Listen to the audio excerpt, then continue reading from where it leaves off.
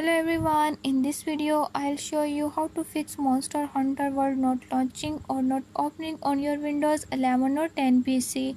So to fix not launching or not opening issue, follow every step as I am showing in this video, and don't forget to subscribe this channel. Hope so this will fix your problem.